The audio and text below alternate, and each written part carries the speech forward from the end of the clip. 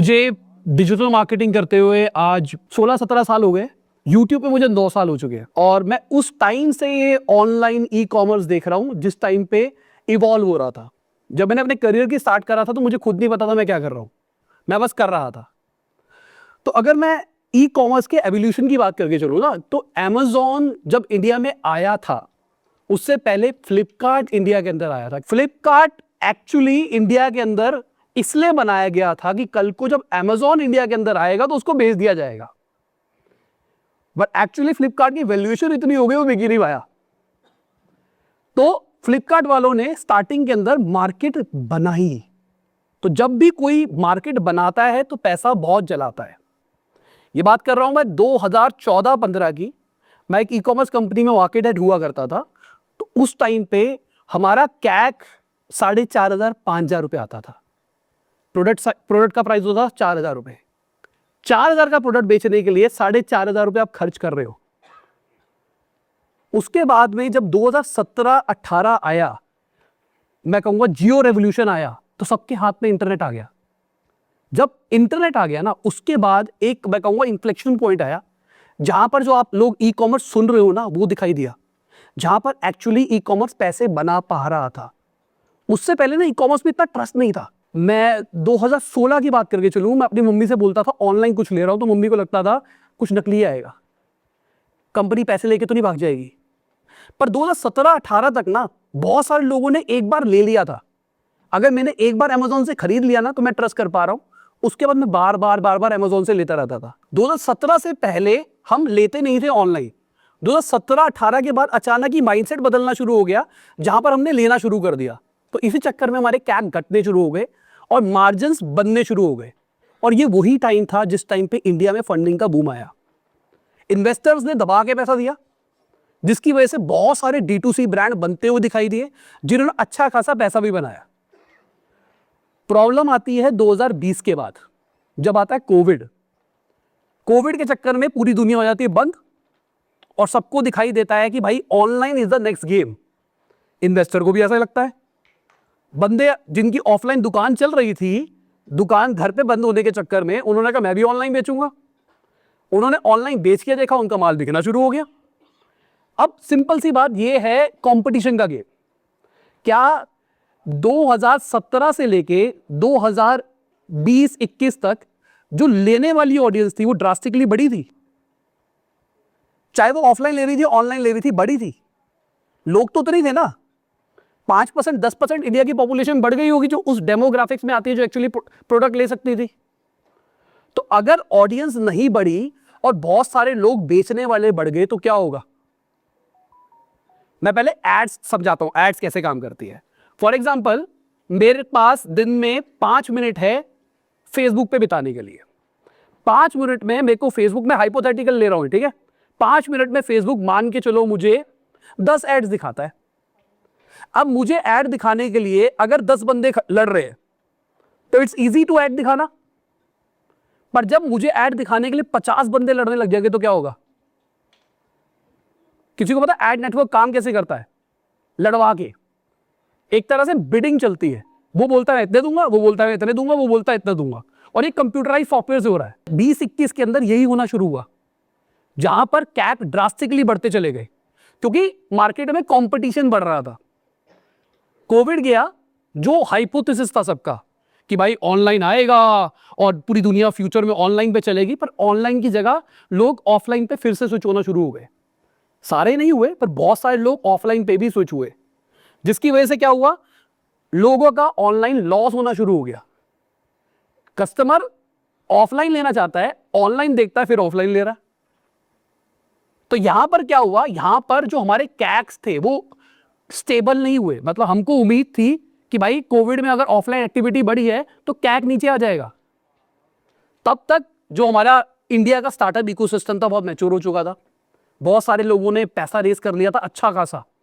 अब इन्वेस्टर भी पैसा देने के लिए तैयार था। फ्लिपकार्ट कितना लॉस करता है साल के अंदर? 4-5 हजार करोड़ रुपए का लॉस करता है साल का।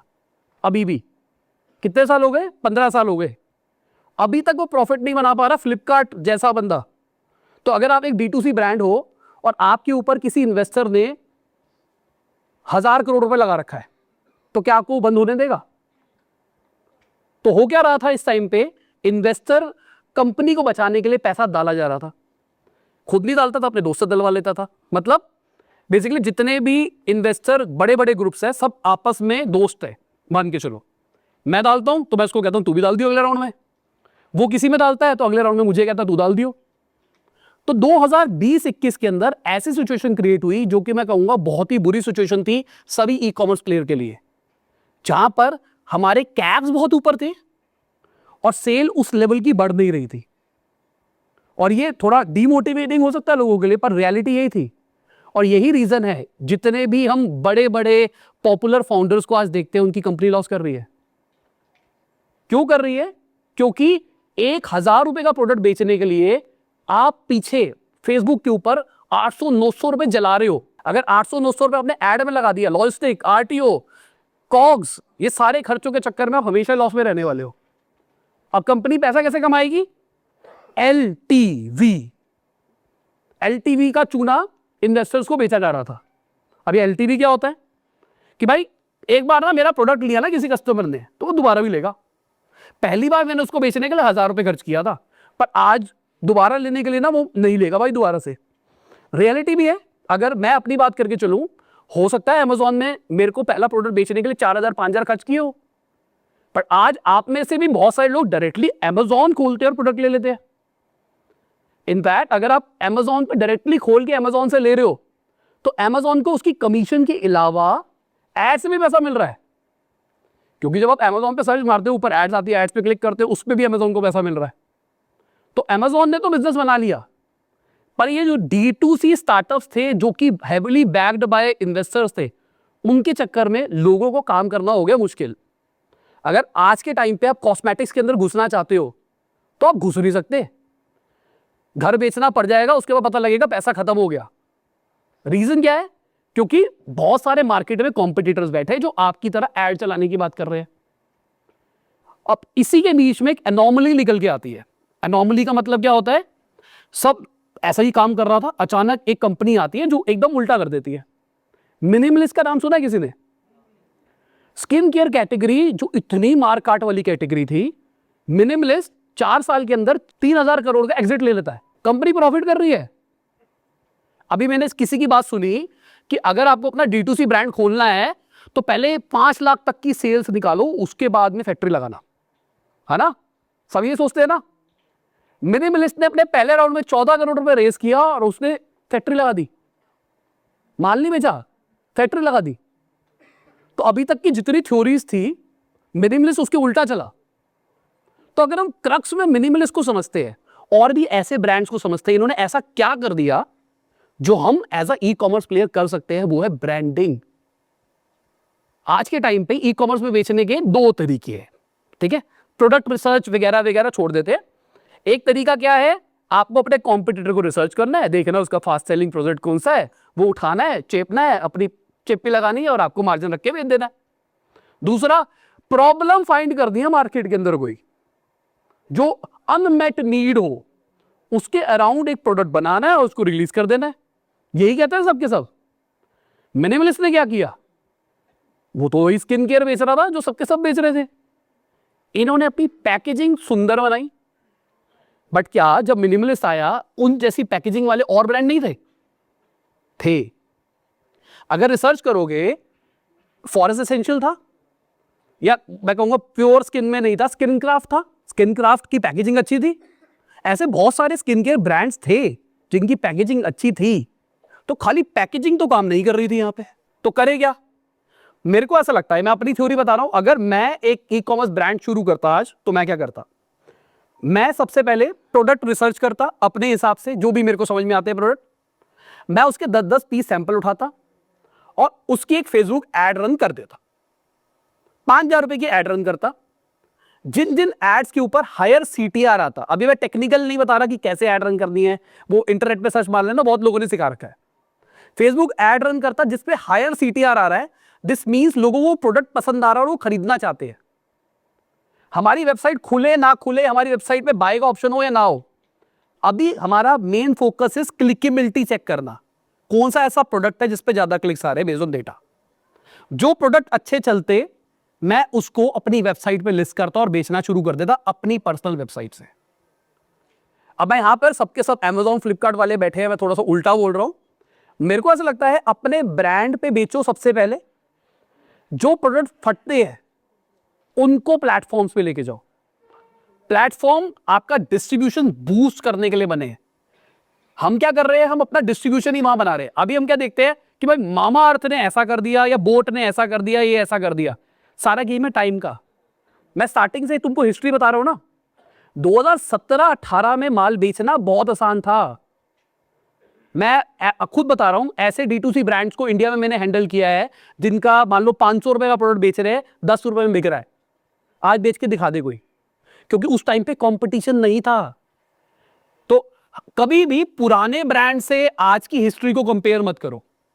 इट्स बेटर कि पहले समझो हमको क्या करना है। मैं सबसे पहले प्रोडक्ट टेस्ट करता, अपनी वेबसाइट पे लिस्ट करता, बेचता। जब मेरे पास में 4-5 SKUs इकट्ठे हो जाते, 100 SKUs भी इकट्ठे करने, हर SKU के ऊपर पैसा लगने वाला है। जब मेरे पास 4-5 SKU इकट्ठे हो जाते, मैं उस 5 SKUs को लेता, अब Amazon फ्लिपकार्ट पे लिस्ट करता। अब वो मुझे बूस्ट प्रोवाइड करेंगे। और मजे की बात देखो क्या है, अगर मैंने एड रन कर रखी है ना, दिन में पता कितनी एड्स देखते हैं हम? हजारों एड्स। याद कितनी रहती है? 5-6। तो यहां पर क्या हुआ, अभी मुझे जब मैं इवेंट पे आया तो 1-2 लोग मिले। मैं कहा कहीं देखा है। बोल रहा सर मैं आपके ऑफलाइन इवेंट पे आया था। ऑफलाइन इवेंट पे आया था मतलब मैंने सिर्फ एक बार उसको देखा था, और मैंने बहुत सारे ऑफलाइन इवेंट किए हैं, मैं बहुत सारे लोगों से मिला, बट मुझे सिर्फ शक्ल से लग गया यार देखा देखा सा लग रहा है। अगर हम अपना खुद का ब्रांड बनाकर फेसबुक पे ऐड चलाते हैं, मान लो मैं बेच रहा हूं हेयर शैम्पू, किसी ने हेयर शैम्पू मारा, मैंने Amazon पे भी ऐड चला रखी है। अगर उसको मेरा प्रोडक्ट दिखाई दिया और उसने मेरा नाम सुना होगा तो मेरी हाई क्लिकेबिलिटी बाय डिफॉल्ट होगी। क्यों? क्योंकि रिकॉल है। तो पहला हमको अपना खुद का ब्रांड बनाना है, उसके बाद में Amazon पे जाना है, फ्लिपकार्ट पे जाना है, मीशो। अगर तुम्हारा प्रोडक्ट सब 300 है तो अपनी वेबसाइट बनानी ही नहीं है, मीशो पे ही बेचो, जिंदगी भर ऐश करो। पर अगर ब्रांड बनना है, ऑनलाइन जा रही है वीडियो पर कोई नहीं, मेरे को ऐसा लगता है मीशो की ऑडियंस है वो सब 300 वाली है। ज्यादा एक्सपेंसिव प्रोडक्ट लेने के लिए लोग नहीं जाते। बहुत कोशिश कर रहा है मीशो, हो सकता है 6 महीने में 8 महीने में माइंडसेट बदल दे, बट कहीं ना कहीं मीशो की पोजीशनिंग ही ऐसी हो रखी है कि वो सस्ता लो क्वालिटी माल बेचता है। अगर ब्रांड बनना है, जो मैं कह रहा हूं omni channel approach, omni channel approach का मतलब हमको बनना बड़ा ब्रांड। बड़ा ब्रांड बनने के लिए पैकेजिंग, अच्छी वेबसाइट, अच्छा प्रोडक्ट तो है ही, ये तो बाय डिफॉल्ट है। अगर प्रोडक्ट खराब होगा, पैकेजिंग खराब होगी, वेबसाइट खराब होगी तो पूरा बिजनेस खराब हो जाएगा। कोर से समझते हैं। प्रोडक्ट खराब था, पैकेजिंग बहुत बढ़िया थी, मार्केटिंग करी, बेच दिया, कस्टमर के पास पहुंचा और अंदर नोट लिखा हुआ था, उल्लू बनाया, बड़ा मजा आया। अब कस्टमर क्या करेगा? रिटर्न डालेगा, पर मैंने तो अपनी वेबसाइट से भेजा है। वो कॉल कर रहा है, मैं फोन नहीं उठा रहा, फिर कॉल करता है, हम उठाते हैं, सॉरी सर रिटर्न तो है ही नहीं। हो गया काम। क्या कस्टमर दोबारा ऑर्डर करेगा? सेल तो हो गई, रेवेन्यू तो बढ़ गया। तो हमको दूर से तो दिखाई दे रहा है कि देखो हमारा बिजनेस बढ़ रहा है, पर एक्चुअली प्रोडक्ट गंदा होने के चक्कर में हमारा रिपीटेशन खराब हो जाएगा।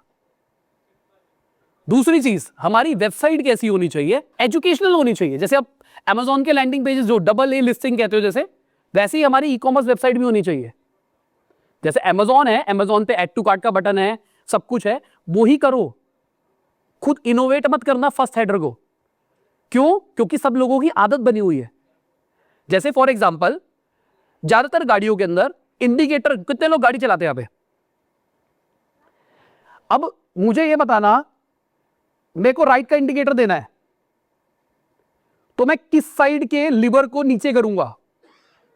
हाथ खड़ा करके बताओ। राइट। तो क्या तुमने सबकॉन्शियसली किया ना? ऐसे ही ई-कॉमर्स एक सबकॉन्शियस दिमाग में बन गया है कि ई-कॉमर्स में ऐड टू कार्ट होगा ही होगा, चेकआउट होगा ही होगा, ये होगा। तो पूरे व्हील को रीइन्वेंट करने की जरूरत नहीं है।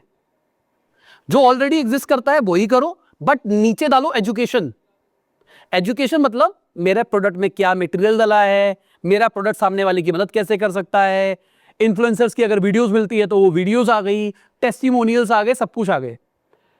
जिस दिन आप अपने प्रोडक्ट के लिए अपने कस्टमर बन जाओगे, आपकी सेल्स अपने आप आनी शुरू हो जाएगी।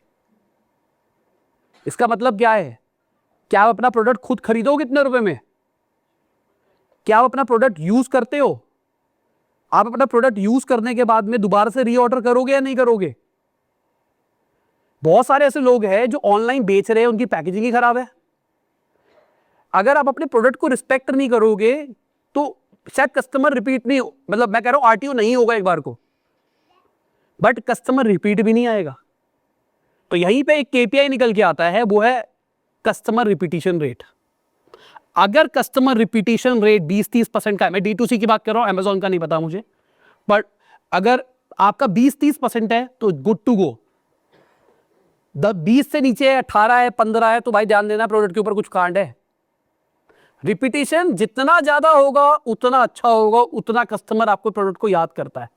अब यहां पर एक्सेप्शन है, आप कहोगे कि भाई मैं बेचता हूं पंखे, अब पंखे में तो रिपीटिशन होगा ही नहीं होगा, तो यहां पे थोड़ा कॉमन सेंस भी लगा देना कि भाई मेरे प्रोडक्ट का रिपीटिशन नहीं है, मेरा प्रोडक्ट खराब है। मैं सिर्फ उसी प्रोडक्ट की बात कर रहा हूं जिनका एक्चुअल रिपीटिशन हो सकता है। एक और चीज हम पिछले कुछ टाइम से देख रहे हैं, जितने भी बड़े ब्रांड्स हैं वो कंटेंट के ऊपर आ गए। नोटिस किया सबने? नितिन कामत भाई, जिनकी कंपनी 5,000 करोड़ रुपए का प्रॉफिट कर रही है, वो यूट्यूब पे आके वीडियो के बनाएंगे। उनके टाइम की वैल्यू ज्यादा नहीं है, एडसेंस से रेवेन्यू कमाना होगा, जीरोधा की सेल बढ़ानी होगी। क्या बेचते हैं जीरोधा को? वो तो अपना नाम बोल रहे हैं, वो बेसिकली पर्सनल ब्रांड बना रहे हैं। और यही चीज हम पिछले कुछ टाइम से देख रहे हैं, सारे फाउंडर्स को पर्सनल ब्रांड बनाना है। क्यों? 2 फायदे हैं पर्सनल ब्रांड बनाने के। ये मैं अपनी रियल लाइफ स्टोरी से बता सकता हूं। हमने जब फाउंडर अनफिल्टर्ड शुरू किया, हमने 2019-20 के अंदर फाउंडर्स पॉडकास्ट करे थे। ये वंश आगे बैठा है, हमको पता है हमने कैसे किए थे वो। अभी तक दुनिया में वो एग्जिस्ट नहीं करती चीज, फाउंडर को समझा ही नहीं पा रहे थे हम क्या करना चाहते हैं। हम इसको ना पॉडकास्ट कह रहे थे, हम सिर्फ इंटरव्यूज कह रहे, सर हमको इंटरव्यू लेना है। वो कहते हैं लिंक भेज दो। हम कहते सर हम तो ऑफलाइन करेंगे। कहता ये 20 मिनट का स्लॉट है। हमने कहा हमको 2 घंटे चाहिए। कहता ठीक है क्वेश्चन भेज दो। हमने कहा क्वेश्चन तो नहीं है, ये चीज एग्जिस्ट नहीं करती थी। तो जब हमने फाउंडर पॉडकास्ट किए, पहला सीजन सही गया, सेकंड सीजन पता हमने क्या चीज देखी? कुछ फाउंडर्स आ रहे थे, पॉडकास्ट कर रहे थे और पैसा रेस कर रहे थे, क्योंकि टू अर्ली था, इन्वेस्टर्स भी देख रहे थे उसको, तो एक गेम बन गई। एक लॉजिस्टिक कंपनी है जो एग्रीगेटर है, उसने एक कंपनी को खरीदा, मैंने उनके साथ पॉडकास्ट किया। मैंने पॉडकास्ट किया और उसके 6 महीने के बाद दूसरी कंपनी ने उनको एक्वायर कर लिया। मैंने दोनों फाउंडर्स के साथ पॉडकास्ट किया था। फिर मेरे को समझ में आया ये गेम कितना बड़ा हो रहा है। तो पहली चीज क्या है, मैंने क्या बोला, D2C के अंदर इस टाइम क्या हो रहा है? फंड रेजिंग का काम। लोग नेगेटिव में काम कर सकते हैं, इसलिए फाउंडर्स पॉडकास्ट पे आ रहे हैं। दूसरा, ट्रस्ट।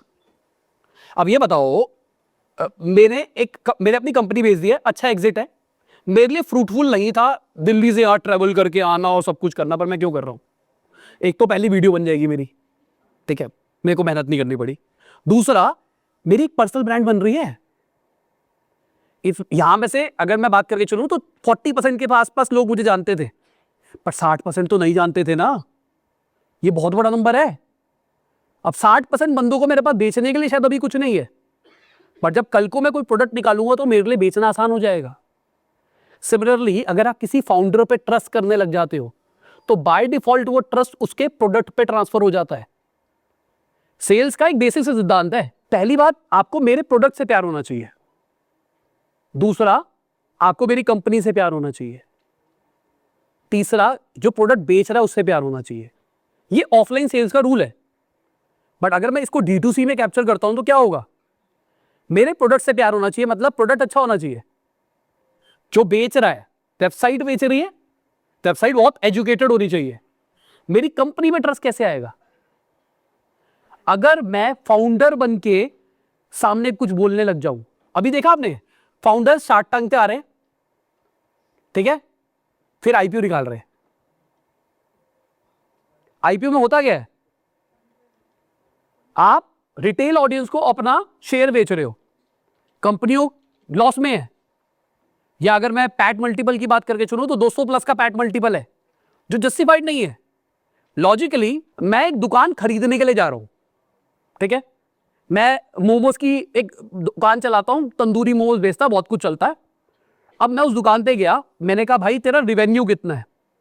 उसने कहा मैं महीने का 1 करोड़ रुपए कमाता हूं। ठीक है भाई। मैं कहा इसमें बचता कितना है? कह रहा 10 लाख रुपए महीने का बच जाता है।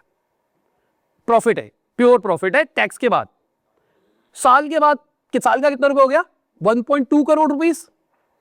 अब आप इस कंपनी को कितना रुपए में खरीदोगे? बता दो कोई भी, जिसका दुकान चलती है वो बताओ कितने में खरीदोगे? एक कंपनी, एक दुकान है जो आपको 1.2 करोड़ रुपीस का प्रॉफिट देती है साल में, आप उस दुकान को कितने का खरीदोगे? 5 करोड़ बोल रहा है कोई, 4 करोड़ और 10 करोड़, ठीक है, 100 करोड़ में खरीदोगे? हैं? नहीं। अब मजाक क्या हो रहा है? जो कंपनी आईपीओ निकाल रही है, पैट का मल्टीपल क्या है? जो पीई रेशियो कहा जाता है ना, कहते हैं नहीं पीई 200 प्लस हो गया। इसका मतलब क्या है? कंपनी जितना प्रॉफिट कर रही है उससे 200 गुना वैल्यूएशन मांग रही है। मतलब अगर मैं साल का प्रॉफिट कर रहा हूं 10 करोड़ का, तो मैं 2000 करोड़ रुपए की अपनी कंपनी बेच पा रहा हूं।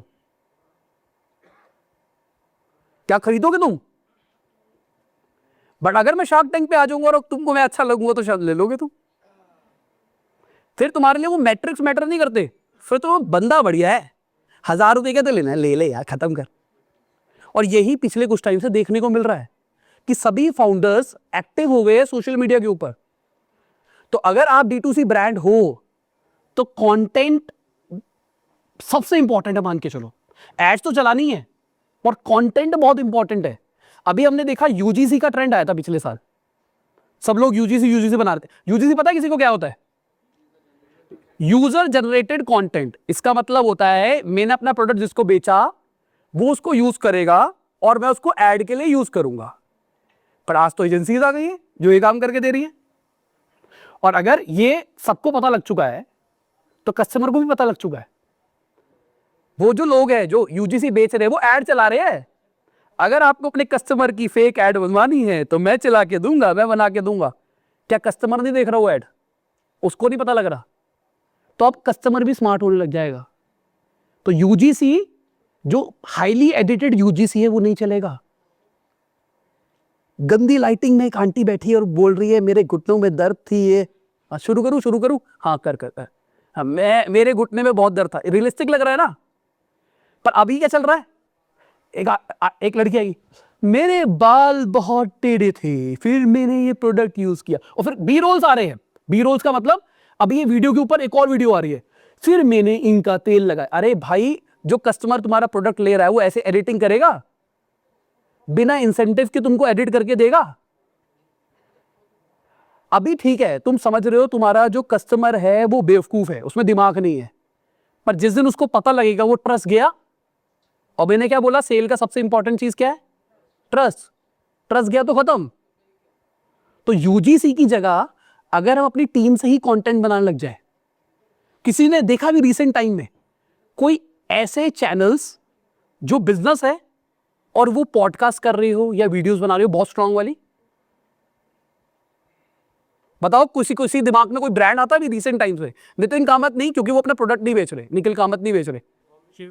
Bombay shaving company, Bombay shaving company है होल ट्रूथ, बिल्कुल। तो सिंपल सी बात, आपके लिए बहुत इंपॉर्टेंट है कंटेंट जनरेट करना। और जरूरी नहीं है कस्टमर से बनवाना, ऑफिस की टीम भी तो बना सकती है ना।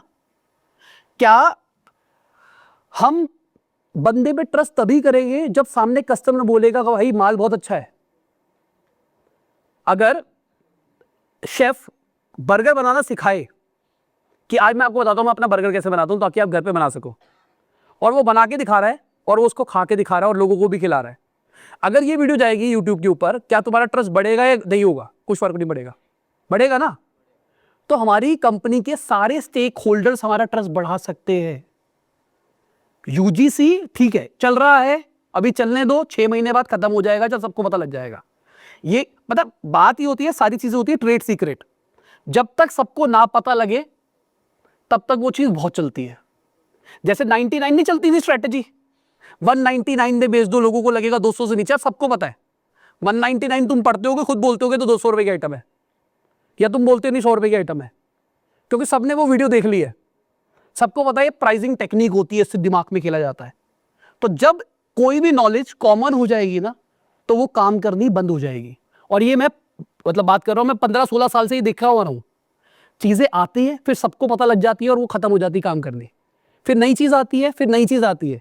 तो ऐसे ही यूजीसी का अंत होने वाला है, खासकर वो जो यूजीसी हाईली एडिटेड चल रहा है, कस्टमर को समझ में आ जाना है। मैं कह रहा हूं अगर यूजीसी बनवाना ही है ना, तो कस्टमर से रियल बनवा लो उसको, व्हाट्सएप पे वीडियो रिकॉर्ड करके दे दे। नहीं भाई हमारी ब्रांड इमेज के साथ में नहीं जाएगा, नहीं जाएगा, नहीं जाएगा। या फिर मैं इसी मिनिमलिस्ट की बात करूंगा। मुझे नहीं पता कि वो फेक है या नहीं है, पर मिनिमलिस्ट अपने आप को कह रहा है कि मैं सच्चा आदमी हूं, तो मैं मान के चल रहा हूं वो सच्चे है। उनका अगर यूजीसी देखोगे तो वेरी हाईली एडिटेड है। तो मैं मान के चल रहा हूं कि वो अपने वीडियो वाली टीम भेजते होंगे उनके घर पे और उनसे शूट कराते होंगे। किसी ने पॉन्ड्स की ऐड देखी थी? वो एक लड़की बैठी होती चेयर पे, कट स्टार्ट, मैं बहुत ऐसी थी वैसी थी, वो बोल रही होती है, देखिए वो ऐड। ऐसा कंटेंट यूजीसी में क्यों नहीं बन सकता? कोई नहीं कर रहा। और तुम सब D2C वाले हो या फिर होने वाले हो D2C के अंदर, तो मैं कहता हूं अगर यूजीसी बनाना है ना, तो ऐसा बनाओ जो रियल हो। अगर ट्रस्ट चला गया तो ब्रांड कभी भी स्केल नहीं होगा, फिर नाम बदलते रहोगे। कुछ लोग हैं ऐसे, मैं नाम नहीं लूंगा, बट कुछ ब्रांड ऐसे है, वो आज एक माल बेचते हैं, वही उल्लू बनाया बड़ा मजा आया करते हैं, प्रोडक्ट का नाम बदलते हैं, पैकेजिंग बदलते हैं, फिर बेच देते हैं, और ऐसे ही कर करके उनका धंधा चल रहा है। एक बार कोई सर्च मार के बताओ मिनिमलिस्ट का रेवेन्यू कितना है? 3000 करोड़ की कंपनी की वैल्यूएशन है भाई, एक साल पहले। तो अभी तो मैं कह रहा हूं 4000 करोड़ हो गई होगी। HUL जैसी कंपनी ने 500 करोड़ के रेवेन्यू के ऊपर कंपनी को 3000 करोड़ की वैल्यूएशन मिल गई। अगर तुम बनना चाहते हो उतना बड़ा ब्रांड, मैं देखो कई लोग खुश हो जाते हैं 1 करोड़ रुपए में काम करके कि महीने का 1 करोड़ का रेवेन्यू आ गया। अभी रिसेंटली मैंने एक ब्रांड ऑनबोर्ड किया न्यू ईयर के आसपास, ऑलमोस्ट एक महीना हुआ है मुझे उसके साथ काम करते हुए, न्यू ईयर से थोड़ा सा पहले किया था मैंने। डेली का रेवेन्यू था उनका 1 लाख, अभी है 35 लाख। ठीक है, और मैं कह रहा हूं कि अभी उनके ब्रांड के अंदर बहुत सारी कमियां हैं उसके बावजूद भी, बट कहानी क्या है, वो एक्चुअली ब्रांड बनना चाहते हैं। तो तुमको क्या सोचना है, तुमको अगर उस लेवल तक पहुंचना है तभी ये जो मैं बोल रहा हूं उसको अप्लाई करो, वरना तो बेस्ट है माल उठाओ, मार्केट में जो गैप है उसको बेचो, अमेज़न पर काम करो। और स्टार्टिंग में हो सकता है लॉस भी करना पड़े मार्केट बनाने के लिए, क्योंकि तुम्हारे जो कॉम्पिटिटर्स है वो भी पैसा जला रहे हैं। बस एक ही सवाल पूछना है आपसे, अपने आप से, कि मैं कस्टमर हूं, क्या मैं ये प्रोडक्ट लूंगा और क्यों ये प्रोडक्ट अलग है बाकी प्रोडक्ट से। जिस दिन आपने अपना खुद का डिफरेंशिएशन ढूंढ लिया, उस दिन आप अपने आप स्केल कर लोगे। जब तक आप वही बेचते रहोगे जो सब बेच रहे हैं, तो फिर आपको लड़ना पड़ेगा, क्योंकि लोग कंपेयर करेंगे कि भाई ये 10 किलो चीनी दे रहा है 200 रुपए में और ये भी 10 किलो दे रहा है 180 रुपए में, तो ये 180 रुपए इज बेटर। पर अगर मैं चीनी ही नहीं बेच रहा, अगर मैं सम स्वीटनर बेच रहा हूं, व्हाइट स्वीटनर पाउडर, तो मेरी ब्रांडिंग भी बहुत तोड़ सी है, और मैं 250 रुपए भी चार्ज कर लूंगा, तो बंदा कहेगा यार ये थोड़ा प्रीमियम लग रहा है, मैं इस पर भरोसा ज्यादा कर सकता हूं। तो हमारे लिए सबसे इंपॉर्टेंट क्या है, सबको बोल रहा हूं जो भी प्रोडक्ट बेच रहे हैं, तुम्हारे प्रोडक्ट का डिफरेंशिएटर क्या है। जिस दिन डिफरेंशिएटर समझ में आ गया, जो मैंने अभी तक बताया है, तुमको समझ में आ जाएगा कि भाई डिफरेंशिएटर के बाद उसको स्केल कैसे करना है। और बड़ा ब्रांड बनना है तो खाली Amazon मीशो पे नहीं होगा, व्हाट्सएप ऑटोमेशन भी करना पड़ेगा। कितने लोग व्हाट्सएप ऑटोमेशन करते हैं? 2-3 ही है ना, इतने सारे ई कॉमर्स होने के बावजूद भी। नोटिस तो किया होगा अभी रिसेंट टाइम्स में, अगर हम किसी Amazon या किसी साइट से ऑर्डर करते हैं, किसी D2C ब्रांड से, व्हाट्सएप पे मैसेज आता है, थैंक यू फॉर ऑर्डरिंग, आपका ऑर्डर डिस्पैच हो गया है, कैंसिल करना है तो कर लो, आपका ऑर्डर डिलीवर्ड हो गया है। मार्केटिंग में सबसे इंपॉर्टेंट चीज होती है टच पॉइंट्स क्रिएट करना, जिसके पैसे लगते थे। पर आज आप सिर्फ नोटिफिकेशन के नाम पे टच पॉइंट्स क्रिएट कर पा रहे हो? कितने लोग एक्चुअली व्हाट्सएप जो ऑटोमेशन तुमको पावर देता है उसको यूटिलाइज कर रहे हैं? बल्क मैसेज भेजने की बात नहीं कर रहा हूं, अगर मैंने कस्टमर को आज प्रोडक्ट बेचा है और मेरे को पता है 14 दिन के बाद उसका रिपीटिशन आने वाला है, अगर मैं व्हाट्सएप को ढंग से नर्चर करता हूं तो मैं उससे बहुत बेहतर कन्वर्जन क्रिएट कर सकता हूं। इसके अलावा कितने लोगों के पास ऐसी टीम है, जब D2C ब्रांड की बात कर रहा हूं, Amazon पे तो क्योंकि डेटा मिलता नहीं है, जो नॉन डिलीवरी रिस्पॉन्सेज जो होते हैं उसको कॉल करते हैं। ज्यादातर लोगों को एक डेटा दिखाई देगा जो मैं ऑन कैमरा बोलना चाहता था, डिलीवरी वाला अटेम्प्ट ही नहीं करता और बोलता है मैंने अटेम्प्ट कर दिया, है ना? सब बोलो हाँ। देखो सब बोल रहे हैं कैमरे में, देखो सभी को बोल रहा हूं मैं, नाम नहीं ले रहा मैं, बट सब ये कर रहे हैं। और इसका मतलब, और ये नंबर पता कितना है? मतलब मान लो अगर तुम्हारी डिलीवरी 100 है, उसमें से 40 अगर आप टीयर 3 2 की तरफ जा रहे हो, क्योंकि बड़ा नंबर टीयर 2 3 में बैठा है। टीयर 1 में सब लड़ रहे हैं, टीयर 2 टीयर 3 में बिजनेस बनेगा, और टीयर 2 टीयर 3 के अंदर 30-40% का झूठ है। 30-40% बंदे ने डिलीवरी नहीं करी और तुमने पैसा पे कर दिया 2 बार का। Amazon तो चलो तुमको पावर देता है क्यों, और उनका खुद का लॉजिस्टिक सिस्टम है, पर ऐसा खुद अगर मैं पर्सनल ब्रांड चला रहा हूं, मेरे को माल भेजने का भी पैसा देना है, माल वापसी लाने का भी पैसा देना है, जहां पर ना मेरा प्रोडक्ट गलत था, ना मेरे पैकेजिंग में कोई प्रॉब्लम थी, बट सिर्फ डिलीवरी वाले की काम चोरी की वजह से मेरा बिजनेस खराब हो गया। तो इसका सॉल्यूशन है एक, सभी को बोल रहा हूं, सभी फाउंडर्स को बोल रहा हूं, जितने नॉन डिलीवरी आते हैं उससे टीम से कॉल करवाओ, ऑडियो रिकॉर्ड करो, ट्रांसक्रिप्शन कराओ, फाउंडर को मेल करो, कंज्यूमर कोर्ट में जाओ, डालो। क्योंकि मेरे हिसाब से ये जो प्रॉब्लम राइज हो रही है ना, ये बहुत बड़ी प्रॉब्लम दे रही है D2C ब्रांड्स को। पक जाएगा। एक ब्रांड है D9, हाँ क्यों देता है? हाँ मेरी बात हुई थी उनकी बाइक पे, हाँ। तो उनका ऑलमोस्ट 40% आएगा। अब बताओ, मैं जिस ब्रांड के बारे में बात कर रहा हूं, एक और ब्रांड है जिसको मैं कंसल्ट कर रहा हूं, उनका भी 30-40% का नंबर है। जितने RTOs आ रहे हैं उसमें से 30-40% नॉन अटेम्प्ट है। तो सिंपल सी बात, दूर से और YouTube पे चीजें आसान दिखाई देती है कि हम कर लेंगे, तोड़ देंगे, मोटिवेशन तो अच्छा लगता है सबको, बट रियलिटी में बहुत सारे ऐसे एक्सटर्नल फैक्टर्स भी है जो हमारे बिजनेस को खराब कर सकते हैं, और उसको हमको कंसिडर हमेशा करना है। हमको ये नहीं देखना कि भाई 1 लाख रुपए लगा के Amazon, देखिए ना सबने वीडियोस जी, इंडिया मार्ट से ये प्रोडक्ट खरीद के देखो, इतने रुपए में बिक रहा है, कैलकुलेटर से बिजनेस बना के दिखा देगा, देखो मैंने 1 करोड़ कमा लिया। वो खुद क्यों नहीं कमा रहा? अगर वो कर रहा होता तो उसको कहो कि भाई तू एक बार एड चला, खुद से अपनी वेबसाइट बना और खुद से करके दिखा। तो ये YouTube की बातों पे नहीं जाना, एक्चुअली काम करना है। हमारे खुद के पैसे लग रहे हैं, हमारे पास कोई इन्वेस्टर के पैसे तो है नहीं, बाकी सबके बाद भाई खुद का पैसा है। अपने पैसों की इज्जत करोगे तभी पैसा कमा पाओगे, वरना लुटाने के लिए मेरे को दे देना, मैं अपना UPI नंबर दे दूंगा तुमको, ऑफिस वाला, जिसको लुटाना है, जितना लुटाना है। Thank you. चलो।